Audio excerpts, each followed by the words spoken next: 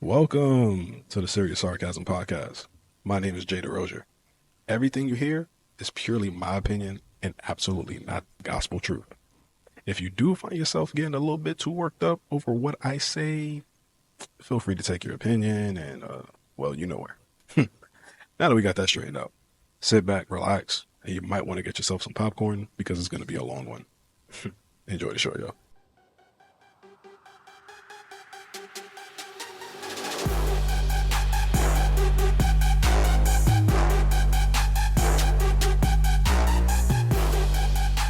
Yo, welcome to the Serious Sarcasm Podcast. My name is Jay Derosier. I'm your host, proprietor, owner, creator, CEO, I guess, all that good stuff of this podcast. Before I do continue, it is episode 4. I'll give this episode a title. You'll probably see it in the description. The episode's gonna have a title. I do want to give a quick shout out to the podcast doctor here in Orlando. This is where I shoot my podcast every week. Hey. So for those who are probably listening through the audio or watching the video, and you hear somebody talking and you don't know who it is Phil, the podcast doctor. So shouts out to him. Thank you. Of course. So like I said, y'all, it's episode 4. We 4 weeks in, yo. We doing good so far. We doing good. Yo, this episode's gonna be a little of a curveball to a lot of people. This episode, I'm going to be talking about more things that I guess are more, near and dear to me that I'm really interested in. I got a lot of grievances about. First things first. Also, whoever heard me say first things first, depending on how you finish that line, lets me know how old you are. So, first things first, Papa. Anyways, first things first, we're going to talk about the VMA nominations. So, the reason I want to talk about the VMA nominations, I remember there was a point in time where the VMAs was like the biggest thing in the world. I remember seeing Beyonce show off her belly when she was pregnant with, I think it was Blue at the time, right? Yeah, Blue Ivy. Yep. Jay-Z and Kanye surprised us with Otis. Kanye doing Runaway for the first time live with Pusha T. That one of my favorite performances ever. See, brother, you're young. I am. You're young. I remember, man, Rage Against the Machine climbing on the stage and almost jumping off the stage. Look, I could top that one. I remember Christina Aguilera, Britney Spears, and Madonna kissing. Hey, yo, I think I was like 7 or 8 when that happened. I remember being like, there are women kissing on the TV. What the hell's going on? Britney Spears and the Snake. Britney Spears and the Snake, yep. I think, by the way, the worst worst VMAs I ever seen was the one they did in Vegas. Remember, I think it was the one with Chris Brown dancing on the tables? I think that was the worst VMAs ever. Chris Brown's performance was dope. I think what song did he do? This is the second album, I think. This is the second album of Chris Brown because he was dating Rihanna at the time. He did Wall to Wall, one of my favorite Chris Brown performances. Anytime he performs that song live, it's dope. That's like the Blade vampire right, song, it's that vampire video, yep. I thought that whole VMAs was trash. Well, actually, no. The one after that, there was one that they did like at Universal Hollywood Studios. That one was trash too. Besides T.I. doing "Live Your Life" live with Rihanna, I thought that was pretty dope. But besides that those 2 VMAs were trash. But anyways, back to my point, talking about the VMA nominations. We do want to give a couple of round of applauses to some of the people that were nominated. Round of applause, of course, to Miss Taylor Swift. She got the most nominations with 10. So shout out to Taylor. Yeah. Do want to give a shout out to Post Malone with 9. Morgan Wallen got a nomination. Ariana Grande, Eminem, Sabrina Carpenter. I think they all have, if I'm not mistaken, 6. SZA and Meg Thee Stallion got 5 each, so shouts out to them as well. Shouts out to Meg. You know, I love me some Meg Thee Stallion. You know what I'm saying? Anyways, Lisa, Teddy Swims, and Olivia Rodrigo all got 4 nominations each as well. So shouts out to them as well. So shouts out to everybody who got nominations. To the people who maybe got 3, 2, or 1 that haven't shouted out, shouts out to y'all. Shouts out to you guys, creative directors. Shouts out to you guys' movie directors. Video directors as well. Shouts out to your labels for, helping you out on the videos as well. The other reason why I want to talk about the VMAs is because I remember, like I said, the VMAs were a big deal.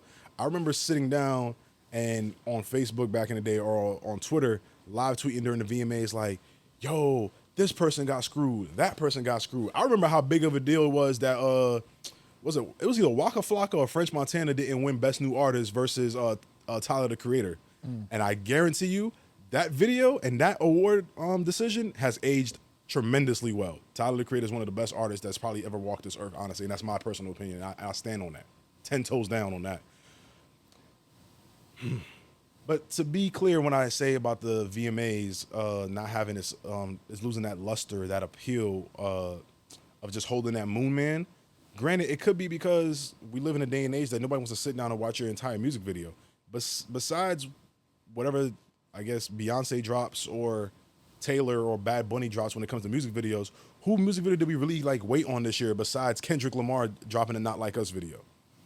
To be honest with you, besides the Not Like Us video, I don't think I've seen another music video this year. I'm going to be utterly honest with y'all.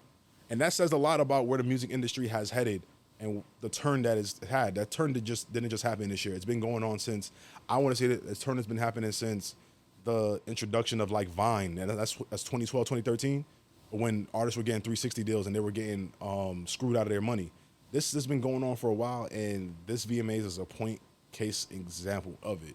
The fact that I can't name you SZA's video that she got nominated for. I can't name you a scene from Sabrina Carpenter's video that she got nominated for. I can't name you the song that Post Malone got nominated for when it comes to his videos. So VMAs is not your fault. To the artist, it's not your fault. I think us as the consumer, we need to do better when artists are spending so much money and so much time into curating and making this art when it comes to music videos. We need to spend time to just sit down and watch it.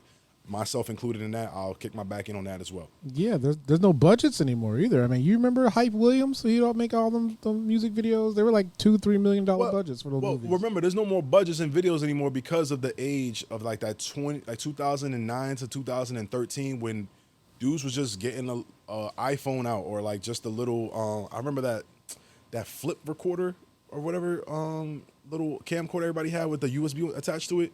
People were using that to make music videos. T-Pain said a great story. T-Pain said he asked for, I think it was $500,000 to shoot a music video once. And his record label looked at him and was like, why would we give you $500,000 when this other new artist we just signed just made that same music video that just got 1 million views on YouTube right now with $35 in his friend's camcorder? Oh. So when T-Pain said that, and that was an interview he did like in 2014 or something like that, when he said that, I knew you guys who've been getting these huge budget for these music videos, like Diddy, I hate to mention his name, but when Diddy had that $1 million music video with Busta Rhymes, that's not happening no more. It's not going to happen no more.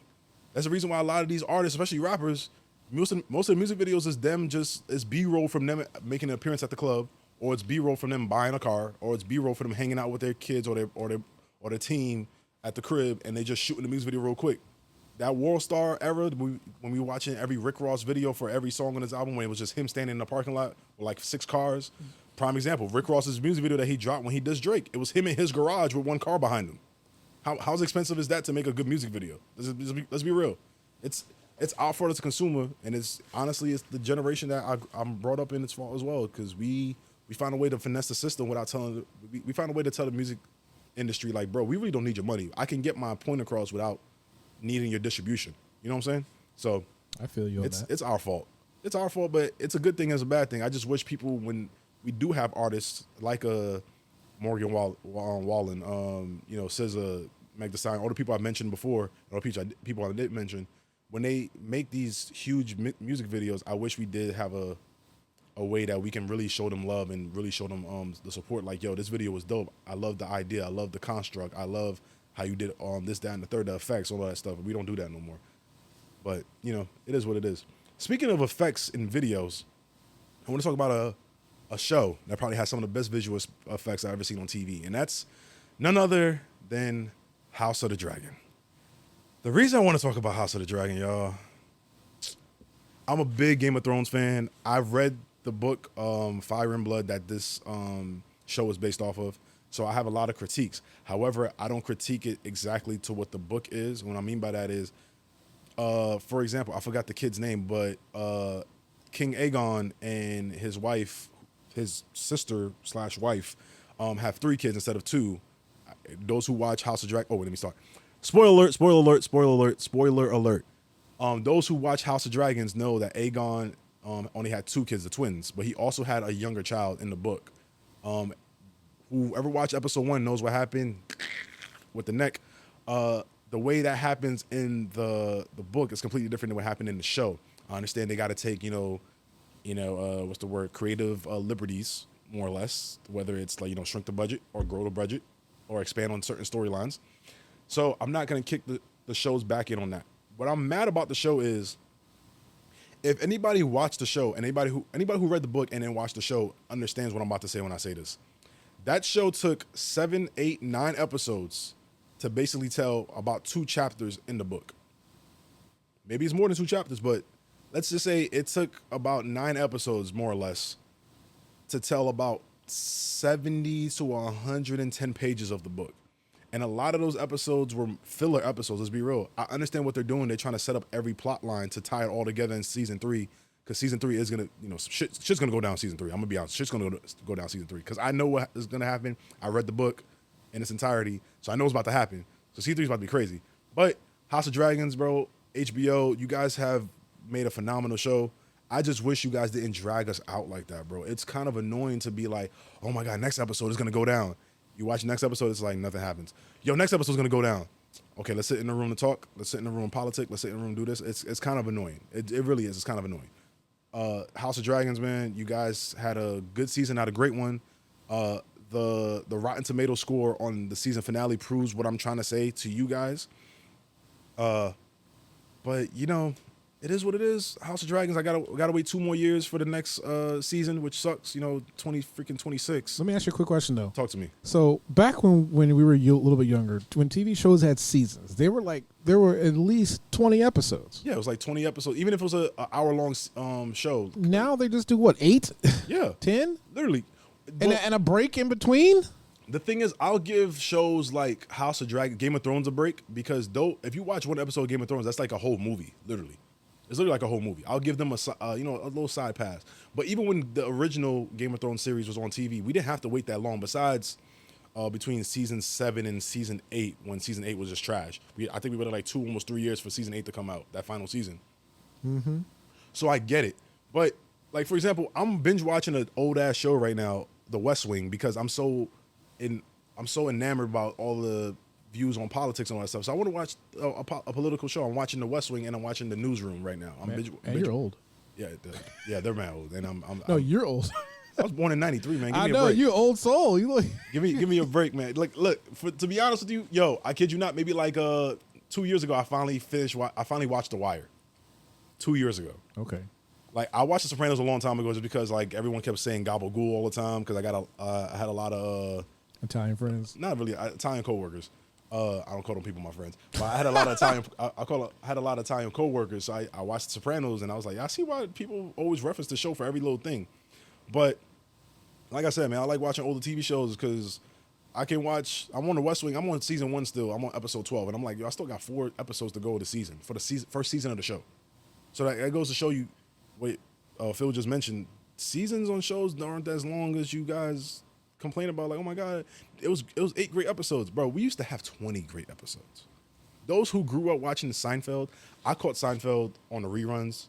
I used to watch Seinfeld on the weekdays right before The Simpsons and right before whatever was showing on Fox at 8 o'clock, what American Idol, whatever they had, when I was living in New York. So I remember, some of these shows having seasons of like 20 episodes. So Yeah. I get it. Can I give you a suggestion since you like those type of style shows? What's up? Talk to me. So do you remember the show 24? Yeah. Okay, so Kiefer Sutherland, the actor. Yeah, I watched the Designated Survivor. That show was what I was going to say. Yes, Hey, you would like that show. I love that show, but that last season on Netflix was not it. No, it's a completely It different was direction. trash. It went left. Yeah. And not like Beyonce to the left. It just went left. Like it went to Carajo land at this point. But yeah, House of Dragons, man. I just wish you guys would have captivated the audience a little bit more. Some of these episodes, I do think a lot of the twists and turns when it comes to the political side that you guys did on the episode was pretty dope. But I just wish you guys did better.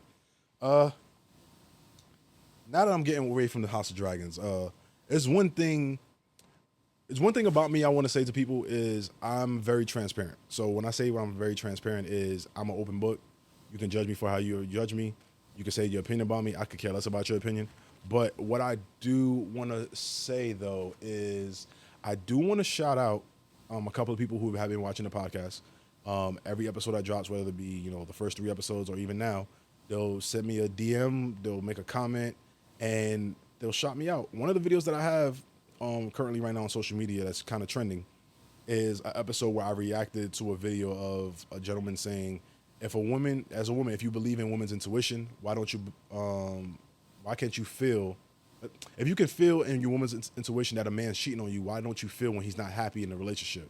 And, I said message, and I went on a whole rant.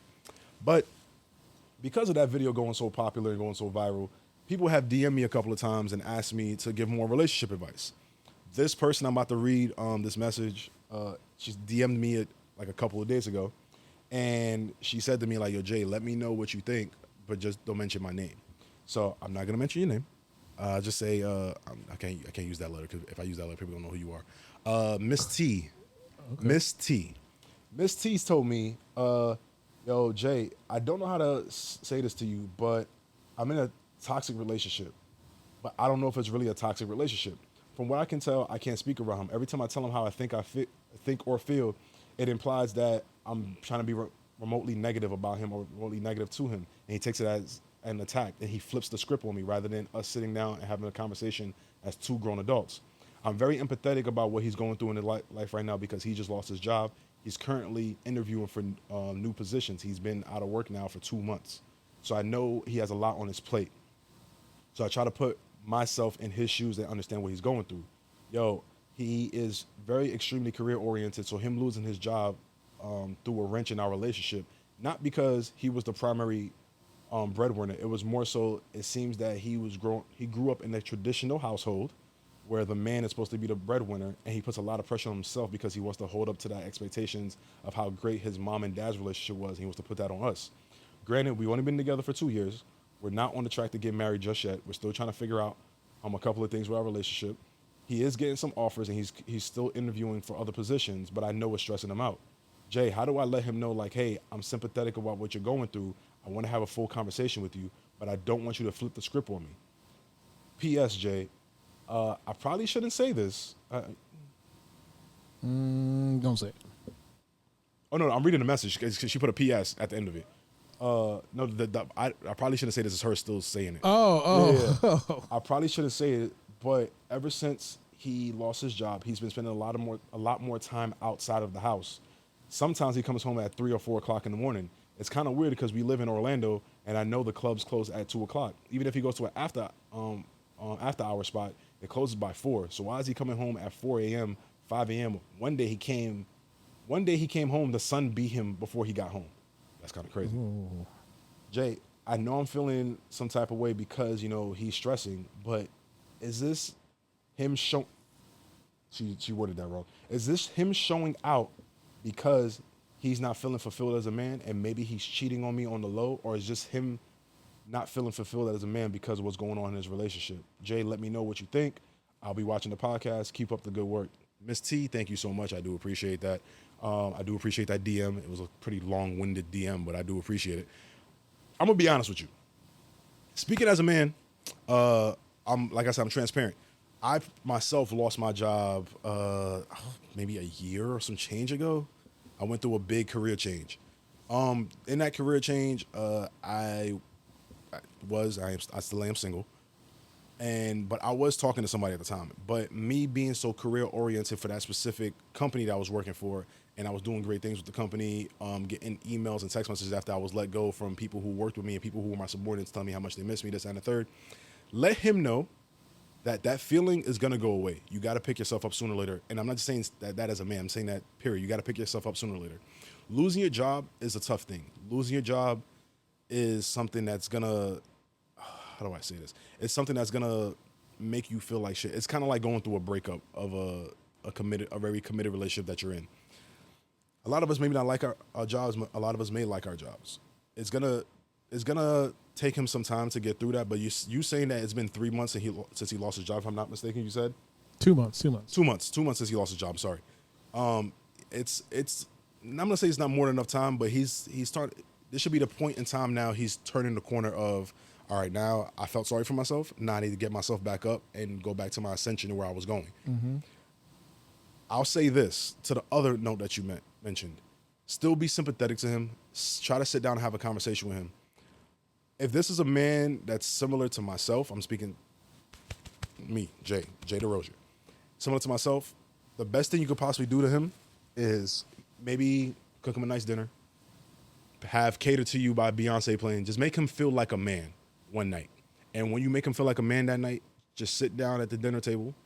Make sure you got him all buttered up and laid back. You know what I'm saying? Not buttered up literally. That's kind of wild. But you butter him up, you lay him back, and you just have him as laid back, get his shield and his guard down as low as possible, and sit down and just have a conversation with him. Whether it's after dinner, after a glass of wine, whether it's if you give him, some weed to smoke or whatever the case is, just make him relax as much as possible and just say, hey, babe, I don't want you to feel like I'm attacking you right now, but I just want to have an honest conversation with you. The conversation I want to have with you is, lately since you lost your job, I know you're not feeling yourself. Let me know as a woman what am I doing or what am I not doing to make you feel as comfortable as possible. And then you have to say as a woman, as your partner. Because I truly think if you don't understand your partner and have that communication, your relationship's not going to work. You guys have been at it for 2 years. The fact that you can't have a communication with him like this might be the detriment of your relationship. Straight up. Might be the detriment of your relationship. They're speaking as somebody who's been in toxic relationships or has been the toxic one in relationships in my past. And I've grown to be a better man than I was before. So the last point about you think he's cheating because he's going out all the time, blah, blah, blah, blah, this, that, and the third. He's playing NCAA. What are you talking about? He ain't playing no damn NCAA. Well, he's trying to run the pistol. He's trying to run the pistol formation probably on the center with somebody else. But no seriousness. What I'll tell you is that's another conversation you need to have with him. Just let him know, hey, how you feeling? Don't be one of those that waits till he falls asleep and go through his phone because you're going to make it worse than it already is going to be. I personally think women or men, you go through somebody's phone looking for something, you go and find it. You go and find it. And if it was like toxic Jay back in my heyday, when I was really toxic, hey, I'm going to put something in my phone for you to find it. If you want to keep going through my stuff, I'm going to put something in there so you can find it. But like I said, just sit down and have the conversation with him.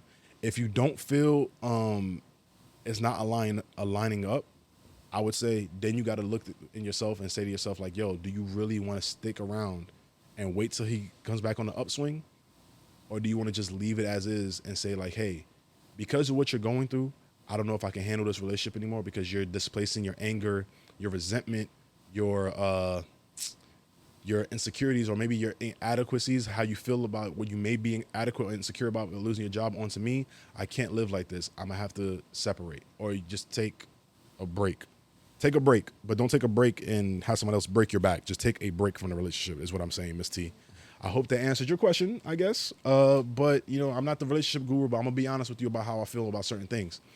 Speaking of relationships, there's a little trend on social media that's going on, and it's been going on for a while. I even took part in this trend because I have a trending video that went viral with like 1 million views on Instagram right now, where it's the balloon popping dating videos or the 20v1 videos you see on YouTube and TikTok and all this stuff. Can I get some red balloons right here, please? There you go. Okay, let me hold my balloons. I'm gonna hold my balloons just like this. All right.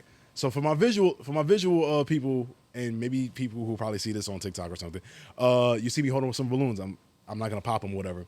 But I think this trend needs to die down. The reason why I say I think this trend needs to die down is because of two reasons. The first reason is because every time I watch some of these videos, some of these clips, a lot of you guys who are critiquing the women in these clips are critiquing them for dumbass shit.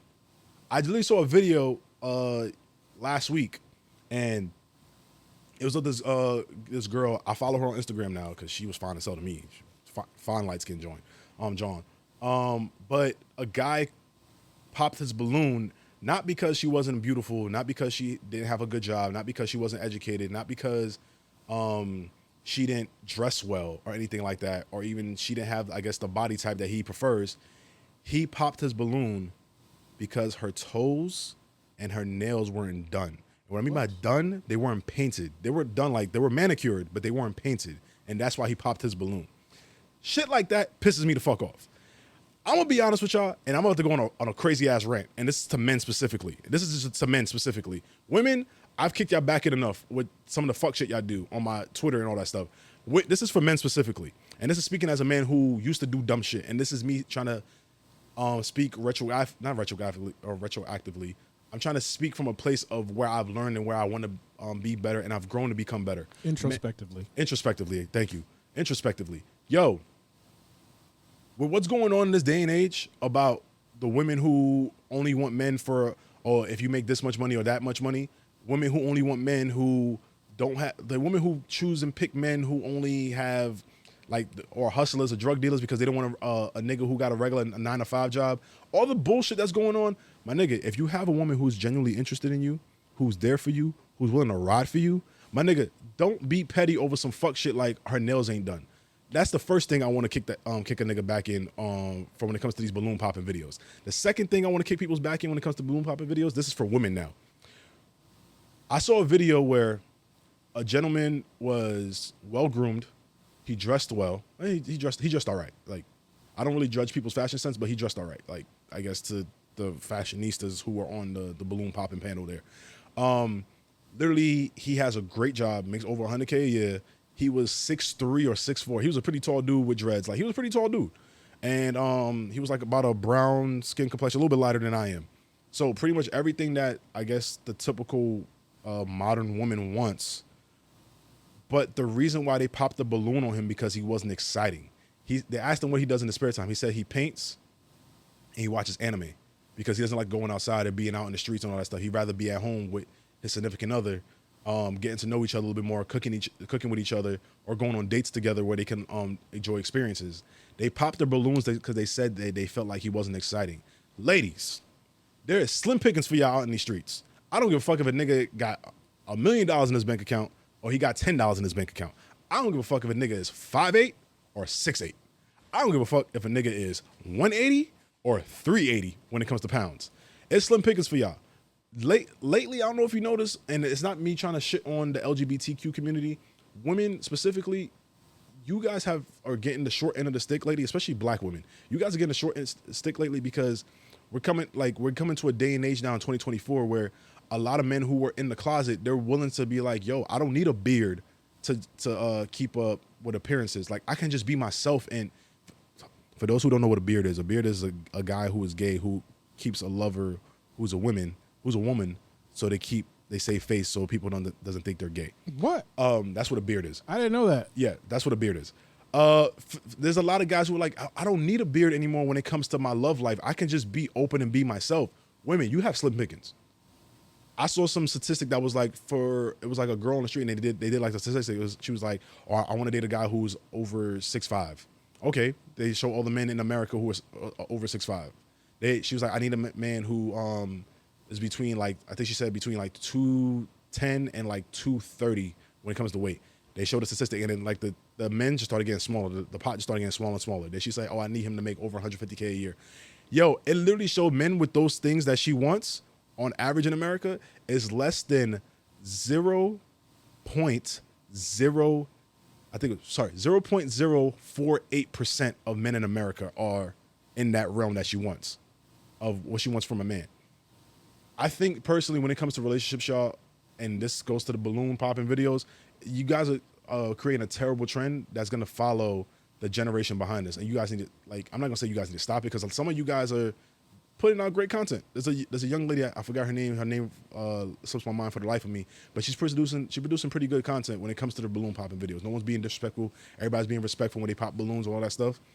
But you guys are setting a terrible trend because now everything is so superficial. Literally, I saw a video where somebody popped, like, all 6 dudes popped the balloon because Shorty was a little bit heavier. You know, she had a little fupa, you know what I'm saying? But she was a cute girl. And when she described herself and said the stuff that she wanted to do, she was a perfect girl for most of these dudes. And all these dudes are asking for their balloons back. But she was like, nah, it's too late. You popped your balloon already because you judged me just off my appearance and not me as a person. Yo, people, black men, black women, white men, white women, Hispanic men, Hispanic women, everybody in between and everybody far and wide, y'all got to do better when y'all pick relationships or pick the people y'all interested in because you might lose a good one popping your balloon too soon. Real talk. All right. Enough of that serious topic. We're giving you guys dating advice. Now, I want to talk about our favorite segment on the show every week, and it's none other than, Bro, What You On? I'm like, bro, what you on? So I did warn y'all a long time ago that when I do Bro, What You On, it's going to be a lot of Florida man stuff on it, and this one specifically is a Florida man. Ladies and gentlemen, I want to introduce you guys to none other. Hold on, let me get this man's name right. His name is Tito Evan Lloyd. He is a 39-year-old man from none other than Florida, Tampa area specifically. As you can see on the screen, Florida man pulls a gun on his former boss, threatens to kill everyone over $75. Now, I bet you're wondering, why he want to kill anybody over $75? Like, what happened with the $75? Like, did they take it out his last check? Come to find out, the $75 wasn't on his last check. When you read the news article, come to find out, it seems that the $75 that they took out was because he got fired on that day, and that $75 was, I guess, the last 2 hours he was scheduled to work that day, and they fired him. So he didn't get the extra $75 on his check or whatever the case may be. So he came back to his job when he finally got his last check, pulled out the Yamin, you know what I'm saying, the little, you know, the Nina, the Pinto, the Santa Maria, you know, he pulled it out and threatened his boss to give him that $75. My man, you just gave up your freedom over $75. And I hate to say this out loud, but yeah, for those who didn't see the screen, who are probably listening to the podcast on DSPs right now, for those who don't know what DSPs is, digital streaming platforms, for those who listen to DSPs right now and listening to podcasts, yeah, the gentleman was black. Uh-oh. I know his name is Tito, but he was a black man. Yes. I know usually Florida man is usually a white man, but this was a black man. Pulled out his gun over $75. My God, the gun that you pulled out was probably more than the $75 that you bitching about. Mm-hmm. Real talk. Like, that's what gets me on top of that. But he was charged for aggravated assault with a deadly weapon. He was a felon carrying a concealed weapon. So mind you, he was already arrested with a felony before on his record. Ooh.